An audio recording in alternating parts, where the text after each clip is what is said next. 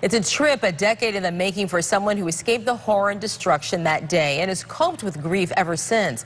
She shared her story tonight with News Channel 5's Dan Corcoran. Dan? Well, Tanya and Michael, Michelle Rosado was on the 95th floor of one of the World Trade Center towers. She made it out just in time, and she wasn't ready to go back to where it all unfolded until today.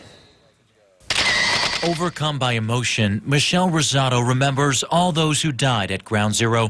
She fled the collapsing World Trade Center Tower 2 on 9/11, a survivor returning for the first time to this place. One name that struck out to me was Ryan.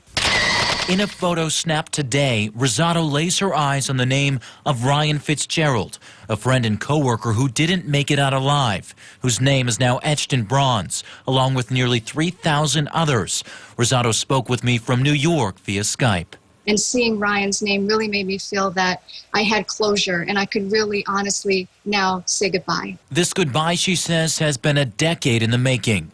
I've been grieving for the past 10 years. But until now, I really had not had the chance to really grieve over so many of my friends all at once, and that's exactly what I needed to do today. She was at work on September 11th, 2001, on the 95th floor of Tower 2.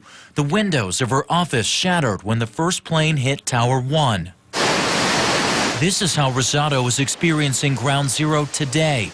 She's become an author, a motivational speaker, helping others overcome their biggest fears. Now Rosado has overcome one of her own. There had to be a moment of peace that I'd be able to succumb to, especially when I started seeing the names of my friends. Remembering a friend, remembering life before that day. I'll never regret ever going there, and I'll always remember the time that I spent there. Dealing today with how life changed more than 10 years ago.